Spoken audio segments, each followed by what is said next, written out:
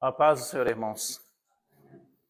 Estamos reunidos no nome do nosso Senhor Jesus Cristo, como ordenança bíblica de nos reunirmos como igreja de Deus. É nosso dever e espero que seja nosso prazer. Temos crido e temos visto e entendido as Escrituras quando diz que muitos examinam a Escritura porque pensam que nela tem a vida eterna, mas não quer ir a Jesus. João 5, versos 39 a 40. Então, se nosso estudo, se nossa igreja, se nosso devocional, se nosso louvor não tiver o prazer da comunhão com a pessoa bendita de Jesus Cristo, tudo se torna vão, né? Porque é dele que está a vida. E a ele toda a honra e toda a glória e louvor, uma vez que Deus o coloca como centro de todas as coisas, é o centro da reconciliação com Deus. Então nós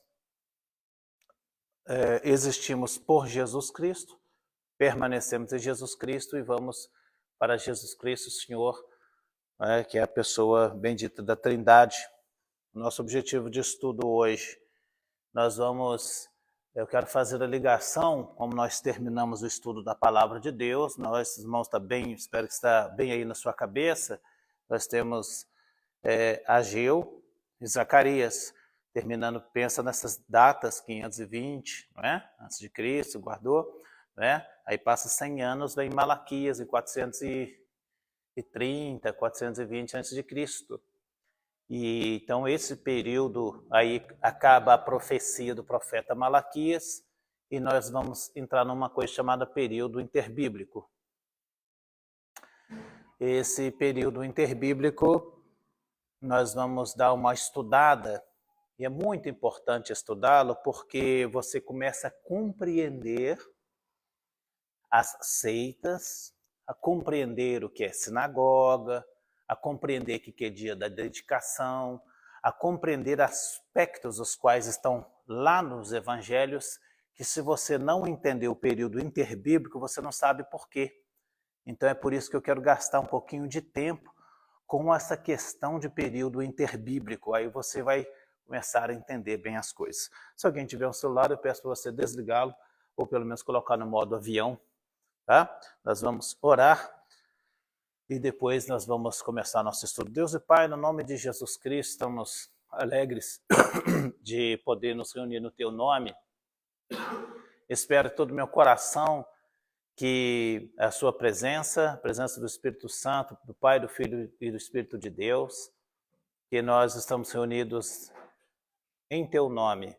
No nome de Jesus, nos reunimos como igreja, hoje, Congregação Cristo em Casa, Senhor, reunidos aqui humildemente na Tua presença, que possamos receber de Ti arrependimento, perdão, a cura de nossos pecados, a cura de nossa enfermidade, curando dos pecados, que o Senhor nos fortaleça em fé, em vida, em conhecimento com Deus, em transformação, que a gente possa crescer então nas virtudes, como por exemplo a humildade, Senhor meu Pai, a bondade, a fidelidade, a perseverança, Senhor meu Pai, um coração de fato aberto, inteligente, temente a Deus, e que a gente possa ser porta-voz de Deus, levando a palavra de Deus genuína ao mundo perdido.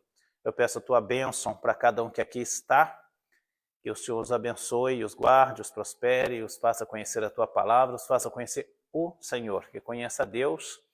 E os irmãos que assistem em vídeo pelo YouTube, o Facebook, em vídeo em live, recebam a bênção de Deus. Tomara que prestem realmente atenção e aqueles que assistem vídeo posteriormente gravado, que também possam estar crescendo aí na graça e no conhecimento de Deus. Os abençoe aqui e o Senhor seja glorificado com isso, Pai, no nome de Jesus. Amém. Amém. Muito bem.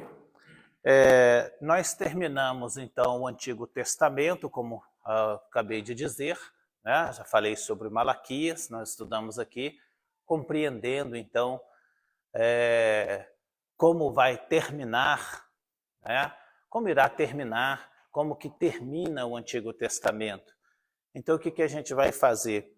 Como eu quero dar uma passeada, passeada assim no sentido assim do período interbíblico, eu gostaria que a gente pudesse ler, nós já vamos começar a fazer uma leitura do evangelho que escreveu Levi e Mateus, e aí a gente volta para o período interbíblico. Se você tiver uma Bíblia, abra no evangelho que escreveu o Mateus Levi. Mateus Levi.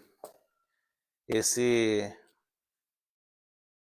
evangelista, esse apóstolo, ele é chamado de Mateus, mas o Marcos, esse escritor Marcos, o João Marcos, né, e o Lucas chamam ele só de Levi. Isso é interessante, né? Porque é Mateus Levi.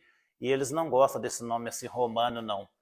Por isso que o Lucas e o Marcos, eles escrevem Levi, porque eles não gostam do nome romano. Roma dominava.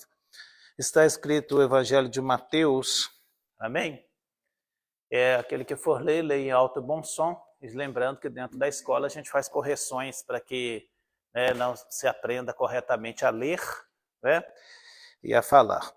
O Evangelho segundo Mateus, a linhagem real de Cristo, texto comparativo, Lucas 3, 23 a 28. Mateus, capítulo 1. Verso 1, livro da genealogia de Jesus Cristo, filho de Davi, filho de Abraão. 2. A Abraão nasceu Isaque, a Isaque nasceu Jacó, a Jacó nasceram Judá e seus irmãos. 3. Judá gerou a Tamar, a Pérez, e a Zera. Isso. Pérez gerou a Esrom. Esrom gerou Arão.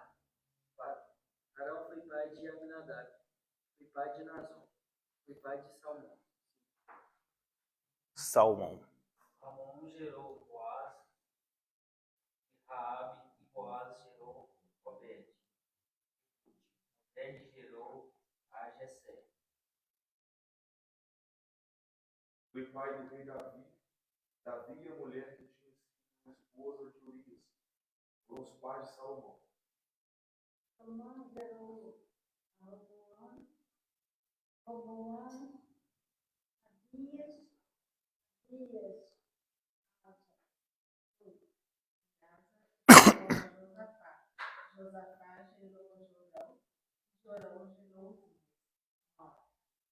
Uzias gerou a Jotão, e Jotão gerou a Acás, e Acás gerou Ezequias. Ezequias gerou Manassés, Manassés gerou Amon, Amon gerou Josias. Voltou aqui. Josias gerou Jeconias e a seus irmãos no tempo em que foram levados cativos para a Babilônia. 12.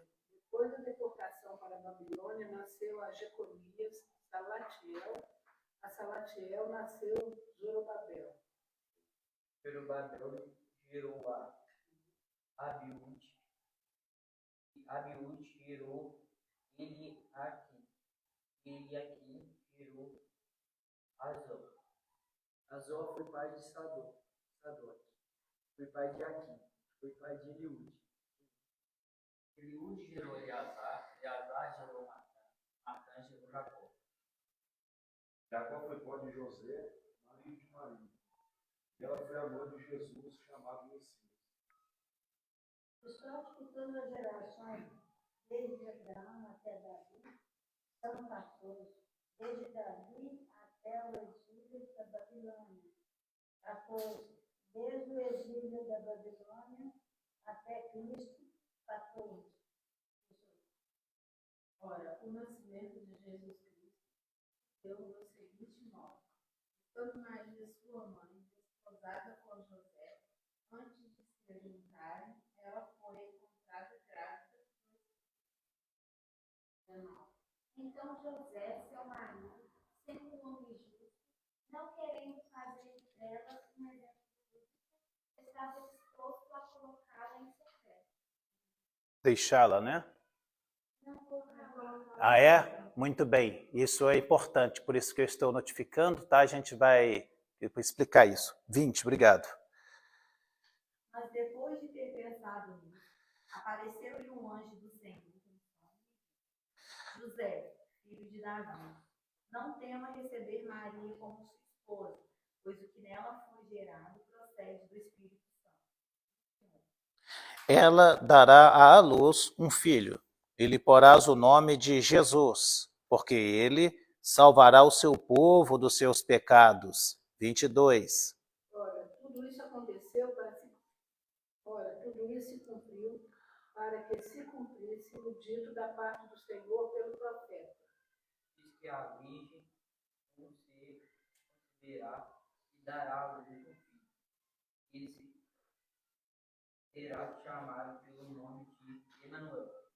Emanuel traduzido é Deus. Quando José acordou, fez o que o anjo do Senhor havia mandado e casou com Maria.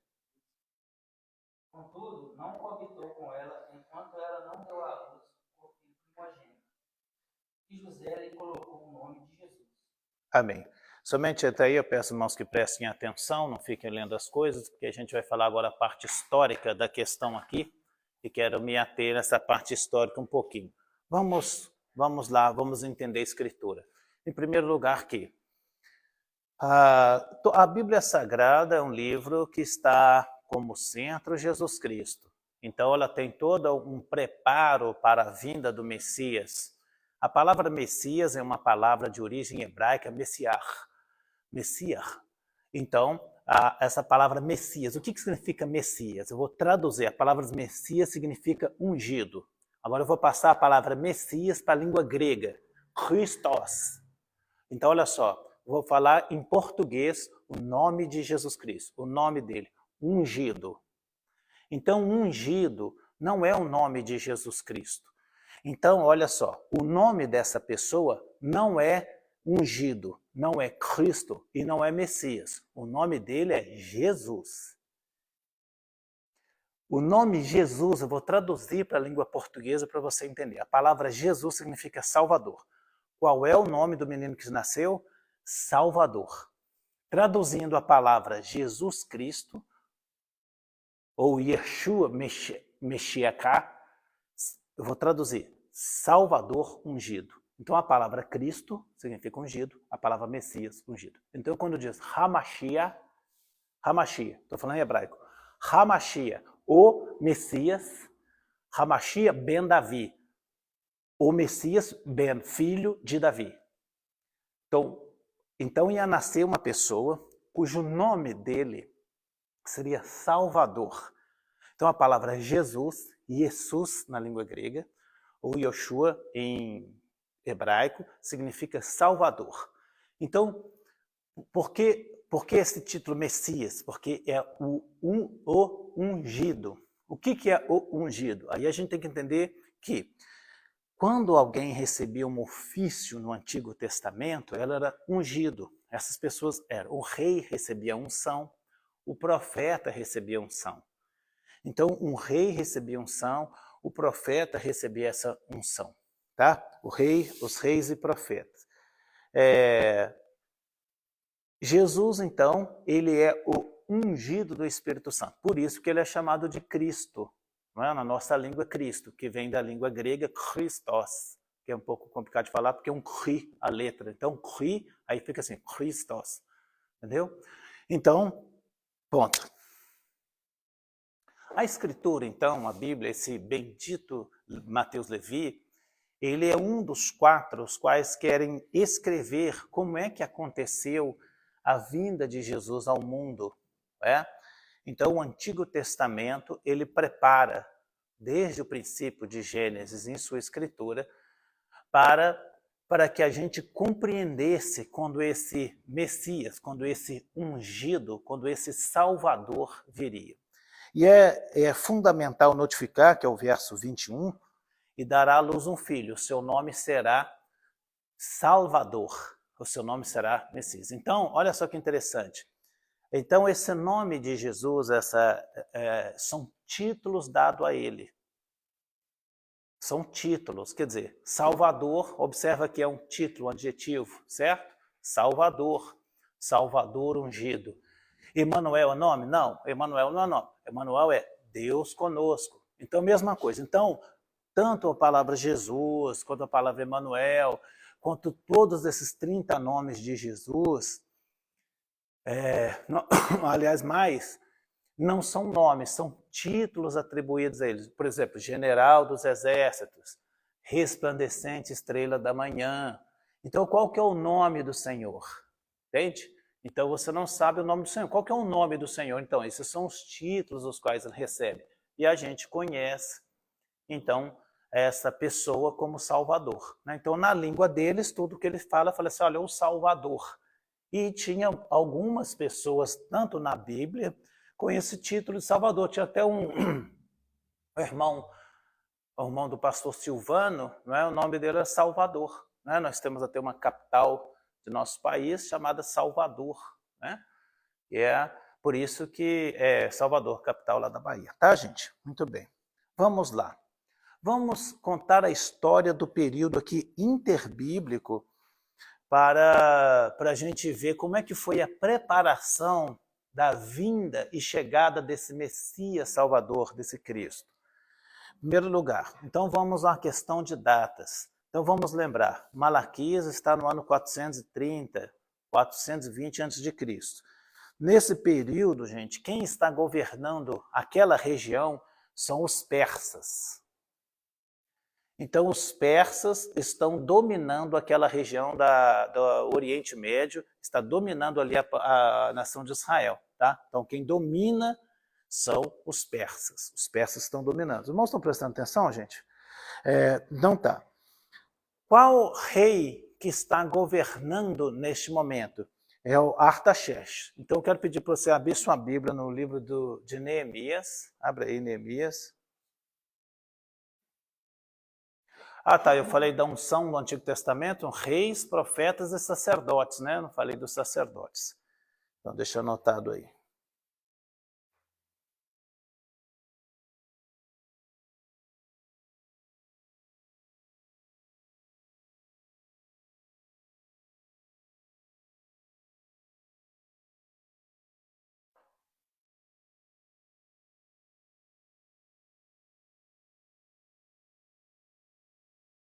Capítulo 1 de Neemias mesmo, verso 1.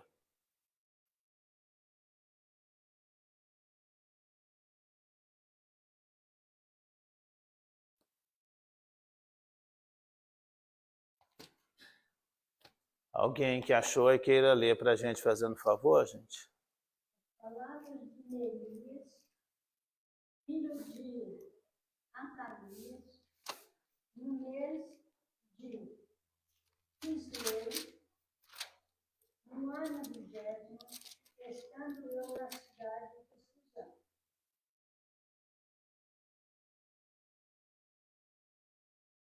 Olha só. Então, olha só, que interessante. Primeiro que a palavra Quisleu, gente, é o nome hebraico de um dos meses do ano. Quisleu é o nome hebraico. Ele está falando no mês de dezembro, tá? Então, no mês de dezembro. Então, quando ele fala que está nessa data, quem que está governando é o rei Artaxerxes. Então, quando você vira esse nome lá, então você sabe em datas que está no ano 400 e pouco antes de Cristo. Tá? É o rei Artaxerxes I. Esse aí é o tempo. Então, nós temos aqui, eu só vou fazer uma leitura assim rápida, só para os irmãos, me acompanhem aqui, não fiquem lendo outras coisas, gente, porque o que eu estou lendo aqui você não tem. Né? Depois você lê, estuda em casa alguma coisa se quiser. Nós temos o rei Artaxerxes I, quer dizer que Artaxerxes I é o rei que está no tempo do restaurador Neemias. Tá? Depois a gente tem o Xerxes II, o Dario II, o Artaxerxes II, o Artaxerxes III, o Arces, o Dario III, tal. Então, o que acontece? Olha só, quando nós estamos num período desse Dario III, o rei Dario III, lembra que o Dario I foi esse que permitiu que eles construíssem? Esse Dario III, nós já estamos na data 331 a.C. Nesse momento vai se levantar um rapaz. O nome dele é o Alexandre Magno. Quem que é esse Alexandre Magno? Falando em grego. É o Alexandre o Grande. Esse Alexandre o Grande, o cara entre 18 e 20 anos de idade, vai governar o mundo. O que Alexandre é? Ele é macedônico, isto é, ele é grego. Então, neste momento, isso aqui é muito importante saber. O que acontece? Nós temos um povo, vamos voltar um pouquinho na história. Nós temos lá Israel, está tudo bonitinho. Quando Israel está pecando contra Deus, Deus levanta um reino, o reino babilônico. No ano 586, Babilônia vai destruir Judá. Por quê? Porque Israel, ou Efraim, já tinha sido destruído no ano 722 por Tiglat-Pileser, você já sabe de cor. Beleza. Agora, no ano 586, vem Nabucodonosor e destrói Judá. Ponto. Aí você viu todos os profetas que apareceram nessa época, que você está na época de Jeremias, está na época de Ezequiel, na época de Daniel, beleza? Tá. Passado esses 70 anos, nós vamos aparecer o Miqueias, o Ageu e o Miqueias, né, que a gente estudou aqui, e depois... Tá. O que acontece? Nós estamos no Império Babilônico. Depois desses 70 anos, do 586, se você lá 500 e pouco, o Império Medo-Persa, ele vence Babilônia. Tá. Agora vai levantar um outro reino. E esse reino é muito importante para nós, hoje aqui, São Joanense, nós brasileiros. Por quê? Porque esses gregos, eles vão dominar o mundo culturalmente. O que significa? Que o império todo vai falar a língua grega. A língua grega é conhecida no mundo como língua helênica, por causa do caso de Helena, que eu não quero contar aqui agora. Helena de Troia, tá? Que, na verdade, Helena não é de Troia, ela vai ser raptada para Troia. Bom, então, o que acontece? O mundo vai ficar... Nós estamos no ano 331, vocês lembram? Vocês têm boa cabeça? Vocês estão prestando atenção? No ano 331. Então, desse ano 331 até o ano 60... antes de Cristo, esse tempo aí, é o governo do Império Grego. E o mundo inteiro vai falar grego. Então, quando o mundo inteiro vai falar grego, nesse período vão surgir os escritos chamados apócrifos, vão existir a Bíblia, o Antigo Testamento, que foi escrito em hebraico, ela vai ser escrita em grego. É nesse tempo que nós vamos ter uma parte da Bíblia chamada, uma Bíblia chamada Septuaginta. Vou explicar isso para vocês, tá? Vamos lá. Então, do período grego, ele vai do 331 até o 167 a.C., foi o período grego. Depois desse final desse período grego aí, no ano 167, voltando um pouquinho, eu estou voltando para o ano 198, o que acontece? Alexandre morreu muito novo. Alexandre o Grande, que começa ali com 18 ou 20 anos, ele vai morrer com 32, 33 anos de idade. Então, nesse período de 13 anos aí, o que acontece, gente? Vão surgir, depois de Alexandre, 4 governantes. 4 governantes. E dentre esses governantes aí, quando a gente chegar no Antíoco, o que acontece? Um desses governantes, depois de Alexandre, ele vai ter um ódio muito grande contra os judeus. Ele vai tentar destruir o judaísmo. Então ele tenta destruir o povo de Deus. O povo de Deus, gente, desde o início, se tenta destruir, arrasar com o povo de Deus. Então vamos pegar algumas coisas importantes aqui da história. A questão importante é, sempre que tiver alguém que você falar que é povo de Deus, Satanás vai mirar para destruir de alguma maneira. Então guardemos isso. Aula de teologia agora. Então vou sair da aula de história e para teologia. Gente, cuidado. A gente diz que Satanás é inimigo de quem? É inimigo de Deus ou inimigo dos homens? De Deus? Então, esse conceito é errado. Isso está 100% errado. Não diga isso mais. Por quê? Porque não é. Por quê? Por que Satanás não é inimigo de Deus? Por que não é? Deixa eu te explicar. Porque as pessoas pensam que Deus está aqui e que Satanás está aqui. Que são uma parelha. Eles estão aparelhados, pau a pau, tete a tete. Não, mãe, não tem nada disso não. Deus está aqui em cima, tudo está embaixo. Então, hein? Então Satanás está embaixo. Satanás é inimigo de Deus, não. Mãe. Satanás é inimigo seu. Satanás é inimigo da humanidade. Mas de Deus, ele é cachorro de Deus. Ele é escravo de Deus. Ele é ferramenta de Deus. Então, Satanás é um ser criado que não tem nada a ver, porque as pessoas pensam numa dualidade, que Deus está tipo num cabo de guerra, Deus está aqui, Satanás, o inimigo de Deus, e eles estão num braço de ferro. Não, ué, como assim, ué? Então, isso aqui é fundamental que você entenda, que Satanás e Deus não tem nada a ver. Satanás é uma criatura chamado anjo, numa qualidade chamada querubim. Aí a gente precisa ir para a angelologia para estudar um pouco mais isso. Então nós temos um querubim ungido, né? Um querubim Cristo, um querubim Messias. Então o que é que acontece? Esse querubim Messias, ele se rebela e nele se encontrou pecado. Então ele é destituído de sua função no céu. Ele se torna Satanás. Se torna, em hebraico, Ha-Satã, ou adversário. Então, vamos lá. Satanás não é o adversário de Deus, é o adversário da humanidade. Ok? Lembra que eu quero enfatizar sempre isso aqui. Por isso, quando ele quis, a Bíblia diz assim, subirei nas mais altas nuvens e serei semelhante ao Altíssimo. Então, Satanás nunca quis ser conforme lá fora estão falando. Eles falam assim, quis ser maior do que Deus. Não, Satanás sabia que Deus é o topo de todas as coisas. Deus está acima, Deus é incomparável, é inalcançável, tá? Então isso é fundamental. Muito bem. Voltando aqui, esse Satanás, ele sempre inspirou pessoas a destruir o povo de Deus. Abra sua Bíblia em 1ª Epístola de João, capítulo 2, versículo 18. Abra aí, por favor.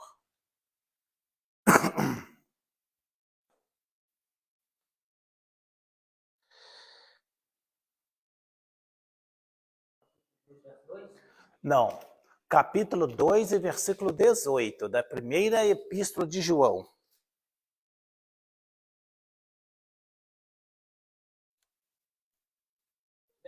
Pode ler sim. Filhinhos, esta é a hora derradeira, e assim como vistes o anticristo está chegando, agora muitos anticristos têm surgido. Por isso sabemos que esta é a última hora. Então, o que acontece? Preste atenção aqui, gente. Depois vocês leem aí. Pega o vídeo e vai ler, para não perder o tempo. Olha só. O que é anticristo? Anticristos, no plural, são qualquer pessoas que negam Jesus Cristo, que são contra Jesus Cristo. Então, se diz que esse Antíoco aqui, o Epifânio, esse Antíoco aqui, ele é isso, é o Antíoco, esse é o Antíoco IV, é um dos governantes aqui. E no ano 175 a 164, ele quis destruir os judeus. Sempre. O que ele fez? Ele vai lá no templo de Deus, naquele templo Michuruca lá de Ageu, que você estudou aqui. Nesse templo aí, ele oferece no altar para contaminar tudo uma porca. Porco é um animal imundo, de acordo com Levítico capítulo 11, faz parte dos animais imundos, como o morcego, o camelo, o mosquito, são animais imundos, que não se devem ser comidos, peixes lisos e tal. Então ele oferece essa porca, esse sangue de porco. Então isso contaminou a casa de Deus, então essa casa de Deus ela está impura. E coloca uma imagem de Zeus. Uma imagem de Zeus. Quem que é Zeus? O deus da mitologia grega, que é o Júpiter na mitologia romana. Então ele vai colocar essa imagem, esse Júpiter vai aparecer lá no livro de Atos. Lembra que apareceu o Júpiter lá? Vocês leem a Bíblia e devem lembrar que apareceu o Júpiter, né? Beleza. Então Júpiter é o nome de um deus, como se fosse o deus criador. Então, esses judeus, acontece esse mal nesse tempo. Nesse tempo, então, que é no ano perto do ano 160 e pouco, vai surgir uma coisa importante em Israel, que é um homem chamado Matatias. Matatias vai ter 5 filhos. Um desses filhos chama-se Judas. Judas é um nome absolutamente lindo, por sinal. A palavra Judas significa louvor, tá, irmãos? Que é Yehudá. Infelizmente, porque um dos discípulos de Jesus que tem o nome de Judas, então quando a gente fala Judas, você acha, oh, traidor. Não, não, Judas é um nome lindo. E não tem condições de ninguém colocar esse nome por causa do maldito Judas, traidor de Jesus. Então nós temos o Yehudá, tá? Que significa louvor, beleza? Bom, o que acontece? Esse Matatias, ele vai criar uma revolta por causa que eles estão, por causa dos inimigos do povo de Deus, eles vão criar uma revolta. Essa revolta é chamada Revolta dos Macabeus. Essa revolta dos Macabeus. Então, estou com a Bíblia Católica aqui, Bíblia Católica, nós temos aqui 1º e 2º Macabeus, que é um livro muito importante, inclusive. Então, esse Macabeus, esse Judas Macabeus, com esses 5 irmãos, eles estão lutando e eles têm grandes vitórias lá em Israel. Então, nós estamos num período chamado período dos Macabeus, tá? Bom, isso desde o ano 161, por aí, 165 antes de Cristo. Depois desse período, quando vai chegar lá no ano 63, eu falei 61, mas não é, né? No ano 63, a Palestina, esse povo de Deus, esse grupo ali chamado hoje Palestina, eles foram conquistados por um tal de Pompeu. Aí nós vamos começar a era do César. A era de Júlio César. Júlio César nunca foi imperador, nunca foi. Mas Júlio César, um grande general que vai atacar essa região. Nesse momento, vai aparecer como governador da Judéia um homem chamado Antipator.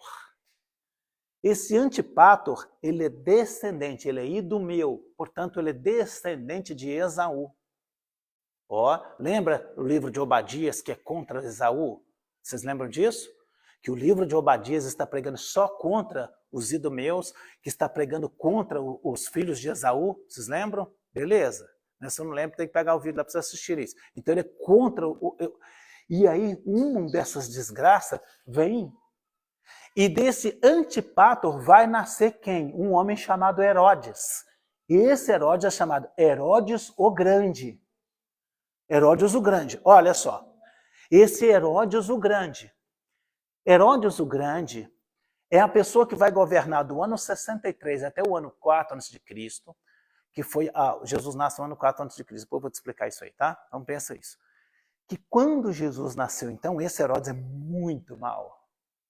Ele é casado com Mariana, ou Mariane, né? Tanto é que diz que ele chutou a mulher grávida, matou todo mundo, mandou matar o cunhado, mata filho, mata todo mundo, é um homem extremamente mau.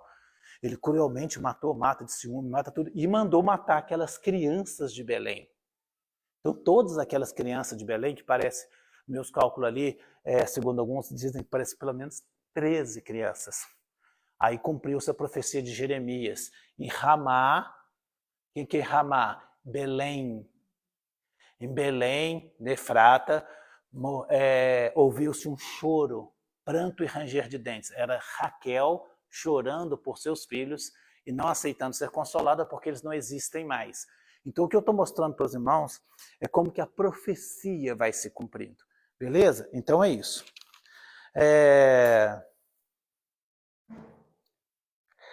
Vou fazer o seguinte. Nesse momento, eu vou entrar com uma matéria chamada Bibliologia, só para explicar aí, para a gente passar para o Novo Testamento. Vamos lá. É uma dúvida recorrente das pessoas, elas perguntam assim, como é que a Bíblia foi escrita? Não é? Então, nesse período que a gente acabou de ler, você leu o livro de Neemias, teve um sacerdote chamado Esdras.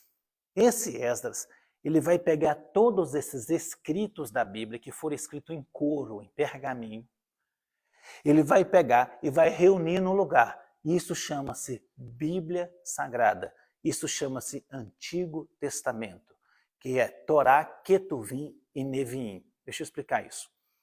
Então, a Bíblia hebraica ficou dividida em 5 partes assim. Torá. O que é Torá? Língua hebraica. Torá, Gênesis, Êxodo, Levítico, Número e Deuteronômio. Isso é Torá.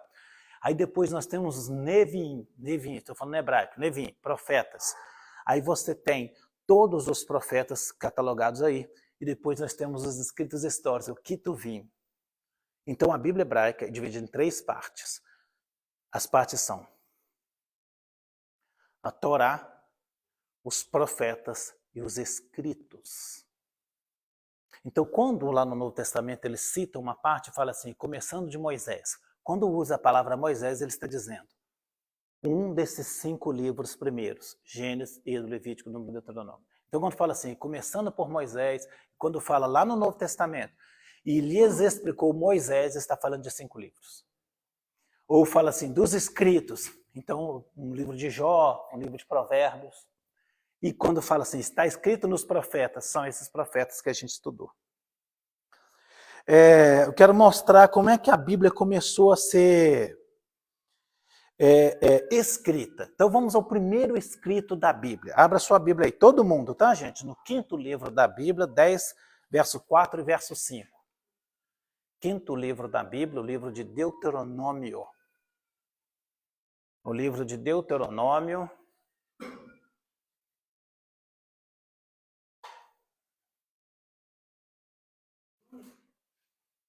Hein? Olha só, gente. Deuteronômio, capítulo 10, versículos 4 e versículo 5.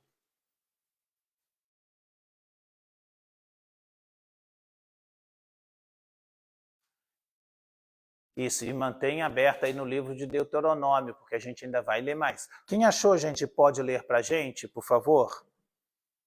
Então o Senhor escreveu nas tábuas, conforme a primeira escritura, os 10 mandamentos que ele vos falara no monte, no meio do fogo, no dia da assembleia, e o Senhor nos deu a mim. Você já pensou que coisa mais gloriosa, né? Então havia uma tábua de pedra, né? Não sei se desse tamanho, maior. É super complexo esse negócio aqui. Um dia eu vou falar mais detidamente como é que seria essa tábua de pedra. Mas nessa tábua de pedra, com o dedo de Deus, Deus escreveu da direita para a esquerda, ao contrário do que a gente escreve, e ele escreveu os 10 mandamentos. Então você está vendo aqui como que a Bíblia começou a ser escrita. Ela foi escrita diretamente por Deus. Isso não é maravilhoso para você? Que o próprio Deus escreveu. Olha, Deus é culto, né? Deus é o pai da cultura, porque ele começou a escrever. Ora, ele que começou a escrever ensinou isso ao povo. Por isso nós chamamos da língua hebraica a língua sagrada. Entende por que ela é a língua sagrada? Por quê? Porque é a língua de Deus. Porque Deus fala em hebraico. Então Deus escreveu nas tábuas, está escrito aí que escreveu, né, que foram os primeiros escritos. Agora, dentro de Deuteronômio, vamos ver que como esses escritos sagrados, depois dessas pedras, escritos em couro é o pergaminho, tá? Depois que vem o papiro. O que é pergaminho? Pergaminho são um material de couro onde se escrevia, então é pergaminho. Depois vai ser escrito numa coisa chamada papiro. Papiro já é feito de uma planta chamada papyrus. Inclusive, estava essa planta aqui em casa, tem essa planta do papiro real da Bíblia mesmo. Até eu quero cultivar essa planta porque eu gosto dela. Então, o que acontece? Depois desse papiro que nós vemos da celulose, que é do eucalipto, que vem o papel. Aí já, nós estamos na China. Aí é muitos anos depois, tá certo?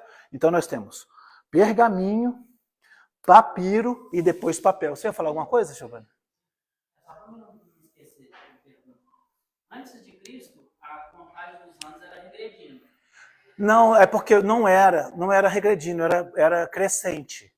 O que acontece? Mas quando Cristo veio, então dividindo a história, aí passou-se a notificá-la ao contrário, para que quando Cristo veio, zerasse.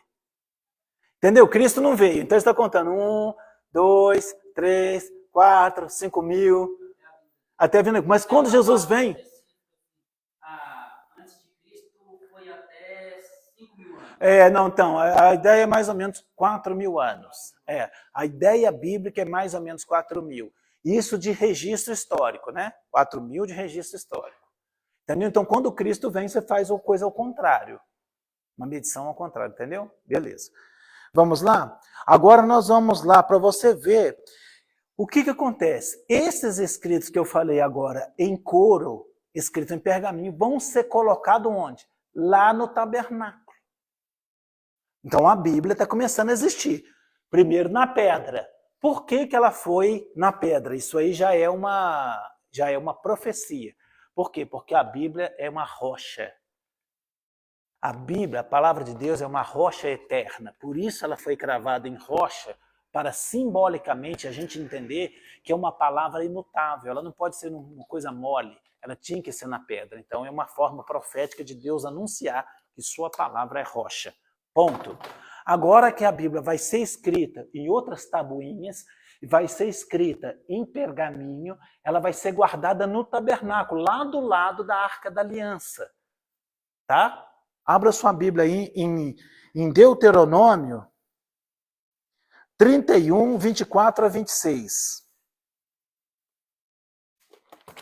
Deuteronômio 31, 24 a 26. Logo depois que Moisés terminou de escrever as palavras da Torá, lei do início ao fim, transmitiu esta ordem aos levitas que transportavam a arca da aliança de Yahvé. Tomai este livro da Torá, da lei, e colocai-o ao lado da arca da aliança, Yahvé, vosso Deus, onde deverá permanecer como testemunho contra ti. Tá certo? Entendeu, gente? Então você fala assim, não, mas como é que a Bíblia foi escrita? Quem que escreveu a Bíblia? Quem escreveu a Bíblia? Como é que ela foi escrita? Por Deus. Ponto.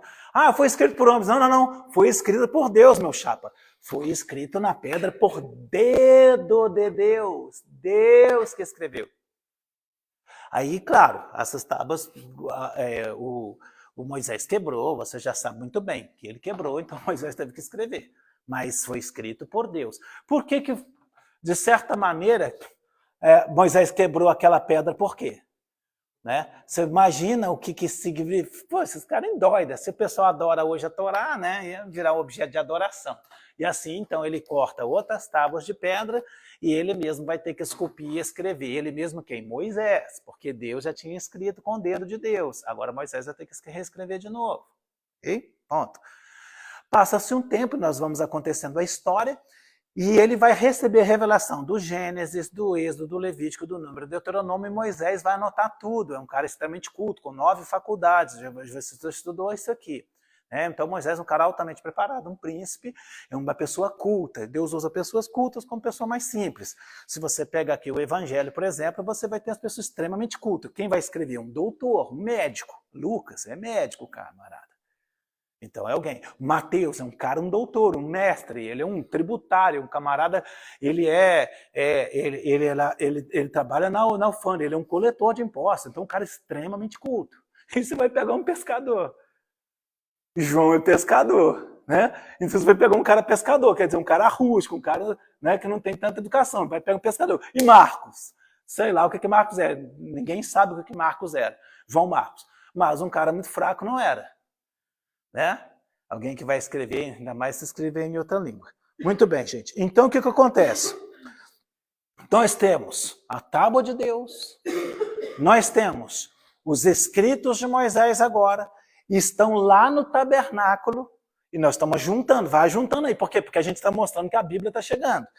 Agora vamos lá para Josué. Pula aí de Deuteronômio, vamos para Josué. 24, 26. Josué 24, 26. Muito bem, certinho, isso mesmo. E quem encontrar, pode ler. Não, Josué. Josué escreveu essas palavras no livro da lei de Deus. E tomou uma grande pedra, e erigiu ali debaixo do carvalho. estava junto ao santuário do Senhor. Então Josué está escrevendo aqueles escritos, tá? Esses escritos vão ser colocados, junto lá onde? Lá da casa de Deus. Então nós temos a pedra escrita pelo dedo de Deus, nós temos os escritos de Moisés, o pergaminho, a Torá, e agora Moisés está morto, Josué está continuando a história, está escrevendo Bíblia. E agora vai aparecer mais alguém escrevendo Bíblia. Vamos lá, pula aí, abre aí a sua Bíblia, continua aí. Agora a gente vai lá para o primeiro livro de Samuel, 10, 25.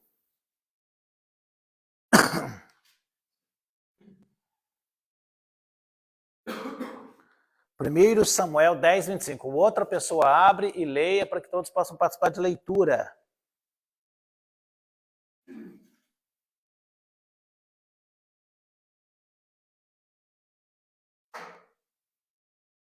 Quem pode ler, gente? Primeiro Samuel 10, 25. Não temos... Foi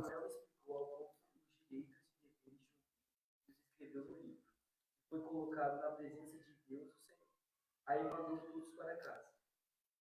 Certo? Então, Samuel também, esse Samuel, filho de Ana, ele vai escrever, e quando ele escreve essas coisas que o rei tem que fazer, vai colocar onde? Lá na casa de Deus. Então, na casa de Deus, eu já tenho a tábua de Deus que está dentro da Arca da Aliança, e eu tenho os outros escritos que estão fora da Arca da Aliança, aí eu tenho os escritos de Josué, agora eu tenho os escritos de Samuel. Então nós temos mais escrito, a Bíblia está sendo escrita, a Bíblia está sendo formada, está junto com as palavras de Deus.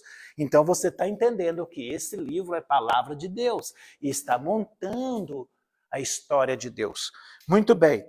Aí, passa 400 anos depois, no segundo livro dos Reis 22, 8 a 20, você vai ver que essas palavras de Deus estão lá na casa de Deus. Eu vou pular isso aqui, são 400 anos depois já, hein?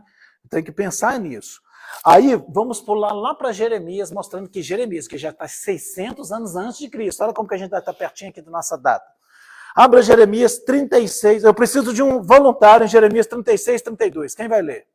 Tá, então a Tatiana vai ler Jeremias 36, 32. Eu preciso de um voluntário em Zacarias 1, 4. Um voluntário, gente, Zacarias 1, 4. Tudo bem, gente, então eu vou ler lá, e eu preciso de um voluntário, Zacarias 7, de 7 a 12. Tá bom, gente, então eu leio, porque não tem problema. Pode ler, então, fazendo um favor, vai me ajudar aí. Não, senhora, só um pouquinho, a gente precisa ler os outros primeiro.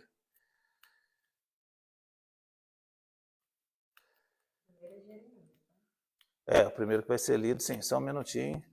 Eu também tenho que achar aqui, porque eu procurar e a gente vai trazer um pouquinho, não tem problema. Então tá, então vamos ler Jeremias 36, 32. Então Jeremias pegou outro rolo e o deu ao escriba Baruque, filho de Nerias, para que escrevesse nele, conforme Jeremias ditava todas as palavras do livro que Joaquim, rei de Judá, tinha queimado, além de muitas outras palavras semelhantes que foram acrescentadas. Muito bem. Olha só, lá em 2 Reis 22, que a gente não leu, que está 400 anos depois do que eu tinha falado, o que aconteceu? O rei foi e leu aquilo, não gostou da Bíblia, o que ele fez? Pegou um canivete e foi, que era em pergaminho, era em couro. Foi picando aquilo e jogou no fogo. Aí veio a palavra do Senhor Jeremias e falou assim, escreve aí. Então Jeremias vai pegar e vai escrever. Jeremias escreveu? Não, mas ele tinha um amanuense. O que é amanuense, gente? O que é amanuense? É alguém que escreve por outrem. Então ele cita para um homem chamado Baruque, anota aí. Então Jeremias começa a ditar, assim diz o Senhor, assim, assim, assado, assim, assado. E Baruque começa a escrever a palavra do Senhor. Então você vê que a palavra do Senhor, nós estamos no ano 600 antes de Cristo. Está pertinho de nossa data que a gente está estudando aqui. E ele já está escrevendo a escritura ainda. Então a Bíblia ainda está sendo escrita. Agora vamos para Zacarias 1,4, diz assim, não sejais como vossos pais e antepassados, os quais os antigos profetas pregaram. Assim diz o Senhor dos Exércitos, abandonai vossos maus caminhos, vossas más atitudes. Contudo, eles não me ouviram, nem sequer me dispensaram atenção, reclame Yahvé. O que isso aqui está revelando? Quem responde para mim? Estou perguntando. O que isso revelou?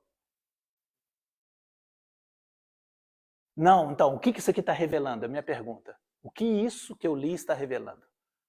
Gente, eu vou ler de novo e vou fazer a pergunta para vocês. Quero que vocês entendam. Não sejais como os vossos pais e antepassados, aos quais os antigos profetas pregaram. Assim diz o Senhor dos Exércitos: abandonai vossos maus caminhos e as vossas más atitudes. Contudo, eles não me ouviram, nem sequer me dispensaram atenção. Reclame Yahvé. Qual é a revelação que a gente tem aqui? Exortando o povo que não estava obedecendo. Tá. E como é que Deus exortou o povo? Hein? Então, mas como Deus exortou? Através de que Deus exortou? Ele está dizendo assim, olha, o que ele está falando assim, como é que foi a exortação de Deus? Ele está falando assim, você sabe os escritos dos profetas? Fui eu que falei. Vocês entenderam o que eu estou falando aqui? Então, quando um mané, um idiota, um imbecil, falar para você assim, a Bíblia foi escrita por homens, você está vendo que não, que ela foi escrita por Deus. Então não foi escrito por homem, foi escrito por Deus. Por quê? Porque o que Deus falou com Zacarias? Falou, através do profeta Zacarias, olha gente, você sabe os escritos lá? Você sabe aquelas escritas lá? Que Deus, aquele escrito profeta falou assim diz o Senhor, consertai vossos maus caminhos, sai desta vida. Você sabe essa voz? Sei então, essa voz é de quem? De Deus. Então, aqui no livro de Zacarias, no capítulo 1, versículo 4, o profeta está falando. E Deus falou assim, isso eu estava falando. Quer dizer que o escrito não era o homem, era Deus falando? Sim ou não? Sim. Então você entendeu? Como esse escrito, gente, isso aqui é a voz de Deus. Não é a voz do ser humano. Não é a vontade do ser humano. Ninguém criou essa religião aqui, não. Foi Deus. E esse escrito chegou até nós. E quando ele chega lá um dos últimos, lembra que a gente estudou Zacarias antes de Malaquias. Nós estamos aqui um ano 500 e pouco antes de Jesus. Quer dizer, já está encerrando, a Bíblia não vai ser escrita mais, até aquele ano, que é o Antigo Testamento. Então, ele está dizendo que aquela palavra era uma palavra de Deus, e não palavra do profeta. Pode ler. Esse é Zacarias 1, verso 4. Pode ler o Zacarias. Agora o Giovanni vai ler Zacarias 7, de 7 a 12. Não foram estas palavras que Yahvé proclamou por meio dos antigos profetas, quando Jerusalém era próspera e habitada, com suas cidades ao redor, e quando o Negueb, toda a região sul, e a Cefela, as planícies costeiras de Judá eram habitadas. Pergunta, não, eram habitadas não, eram habitadas? É uma pergunta, certo? Não foi essas palavras, ele está falando, perguntando, verso 8. E a palavra do Senhor veio outra vez a Zacarias no seguinte: assim diz o Senhor, Todo-Poderoso, praticai a justiça verdadeira, demonstrai amor misericordioso, compassivo, cada um para com seu próximo. E não oprimeis a viúva, o órfão, o estrangeiro e o pobre. Ninguém planeja no coração atitudes malignas contra o seu irmão. Eles, porém, não deram ouvidos, sequer aceitavam escutar, mas deram as costas e tampavam os ouvidos para não escutar nenhuma das minhas palavras. Endureceram o coração e se negaram a ouvir a minha Torá. Então, olha só um pouquinho, tá vendo? Então, nessa King James que está lendo, o que eles não ouviram? O que ele está falando? Que os escritos de Moisés, chamado Torá, que é traduzido por lei, que na verdade ao pé da letra é traduzida, a palavra Torá significa ensino, ok?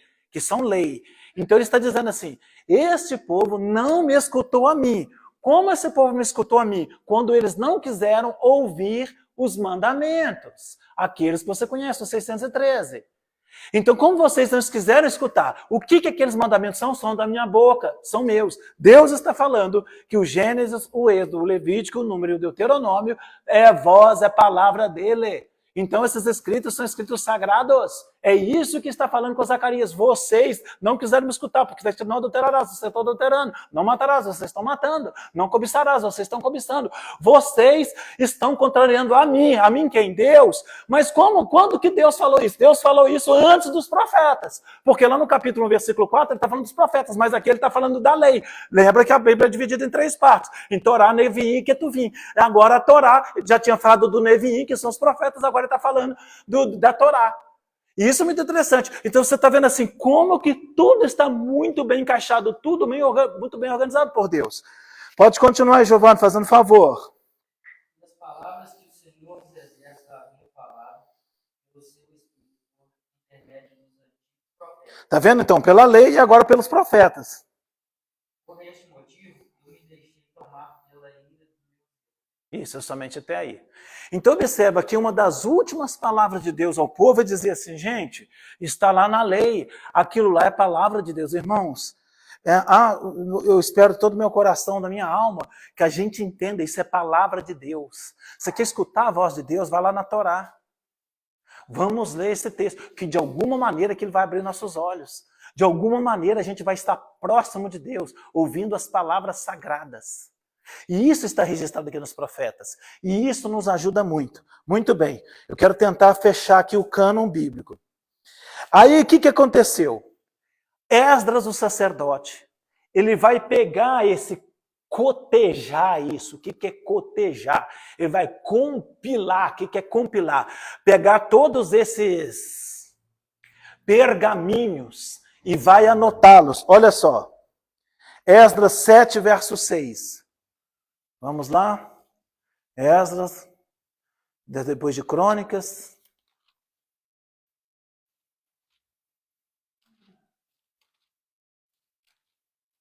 Ele era escriba fechado na lei de Moisés, dada pelo Senhor Deus de Israel. Segundo a boa mão do Senhor, seu Deus, que estava sobre ele, o rei lhe concedeu tudo quanto lhe pedia. Então preste atenção aí. Vamos fazer o comentário junto. Pula de Esdras, que é o próximo livro, é Neemias. Pula para Neemias aí, 8:5.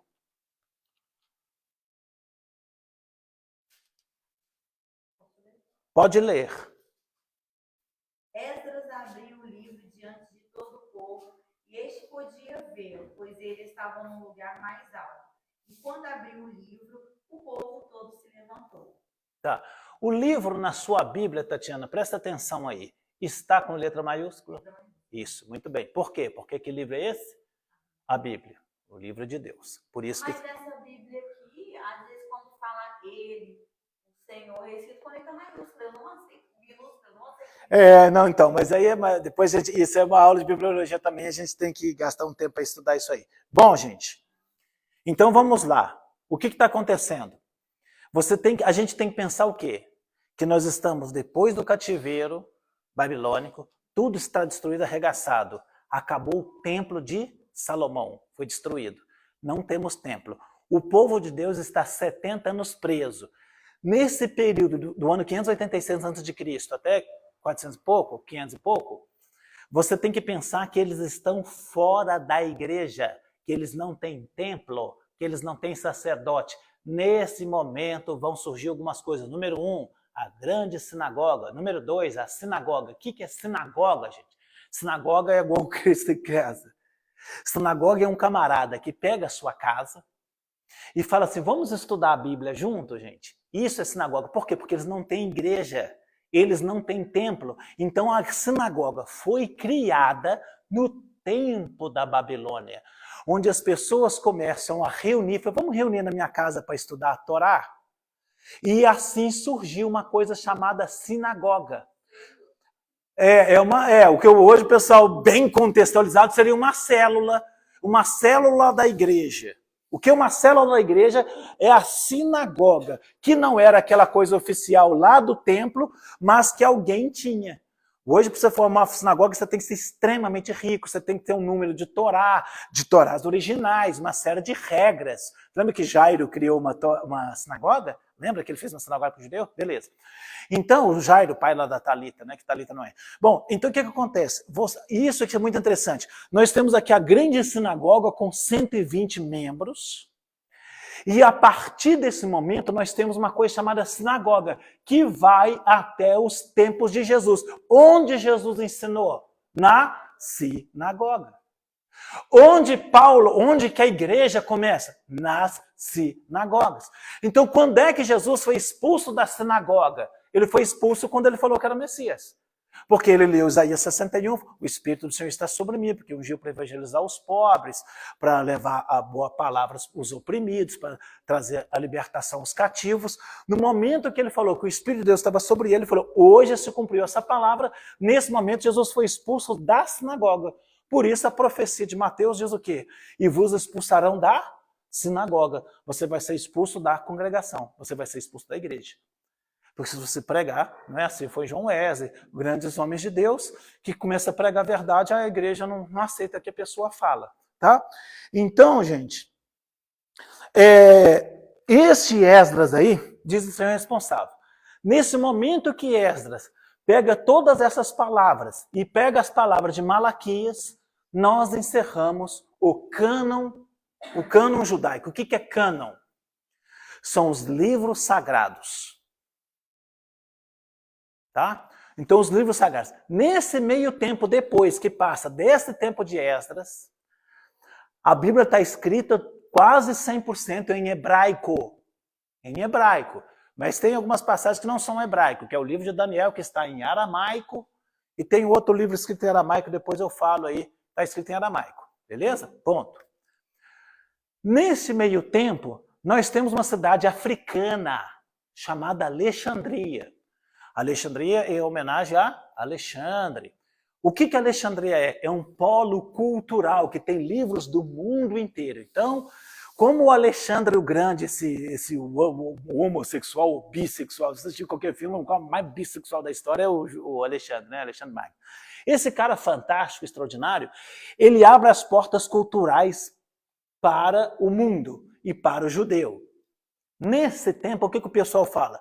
A gente precisa ter uma Bíblia escrita na língua que domina o mundo. Qual língua que domina o mundo? Grego. O grego está dominando o mundo. Então o que eles falam? Manda vir 70 escribas de Jerusalém, vão para a África, vão para Alexandria, e lá em Alexandria cada um vai fazer uma cópia dos escritos da Bíblia. Essa Bíblia chama-se Septuaginta. O que é Septuaginta? É a Bíblia hebraica antiga, escrita em grego. E quando Jesus vai citar o Antigo Testamento, ele cita a Septuaginta. Ele cita em grego. Jesus é um poliglota, porque ele fala algumas línguas. Eu perguntaria assim, qual língua que ele não fala, né? Certo, né? Porque qual língua que ele não fala? Então Jesus vai falar o aramaico, né? Jesus vai falar o hebraico, com certeza, porque ele lê lá, ele está na cultura latina, ele deve saber o latim e fala o grego. Tá?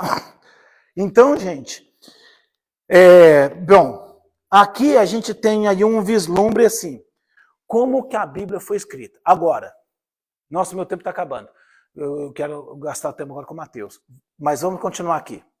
Vamos lá? Nós estamos num período chamado interbíblico. O que é período interbíblico? Desde Malaquias até Mateus. Nesse período de Malaquias, a Bíblia acabou. O Antigo Testamento foi escrito, acabou, não acrescenta mais nada. O Antigo Testamento está escrito. E então ele é escrito, copiado por esses sábios, 70, e por isso é chamada em grego Septuaginta, que significa a palavra 70, a versão dos 70. Isso está escrito em grego, que foi a versão que Jesus usou. Jesus citou muito essa Septuaginta. Estão entendendo? Beleza? Septuaginta. O que acontece? Quando a gente fala e Deus não fala, cria-se uma coisa chamada apócrifos. O que são apócrifos? Apócrifos são livros não canônicos. O que é livro não canônico? não inspirados por Deus. Livros que não foi da boca de Deus, foi da vontade do homem. E eu vou citar esses livros para vocês. Nós temos aqui pelo menos... quais são os livros apócrifos? Nós temos 14 livros apócrifos. E esses livros não são aceitos. Eles não vão ser aceitos. O que acontece é o seguinte, é que muitos desses livros, desse período interbíblico que foram escritos, não são da vontade de Deus, escritos em aramaico, em grego e na língua da época. Perto do ano 200, lá Jerônimo que vai traduzir essas coisas, e ele vai escrever, traduzir para o latim, e isso vai entrar numa versão da igreja que começou, a igreja universal. A palavra universal, eu vou traduzir essa palavra, católico. Então a palavra católico significa universal.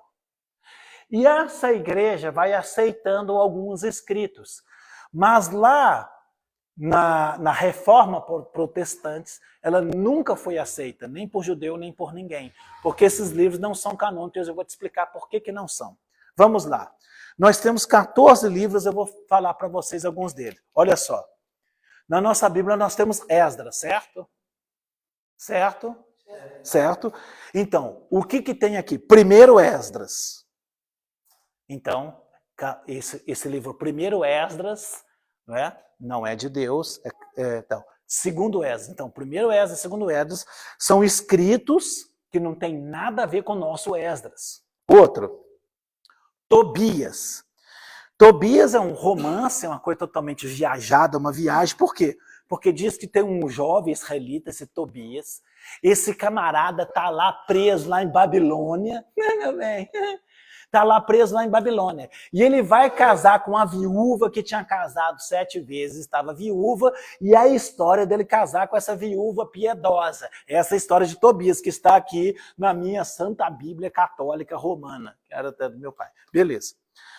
Muito bem. Nós temos o livro de Judite. O que é Judite? Judite era uma viúva ricaça, igual minha mãe, assim, rica, bela e devota, né?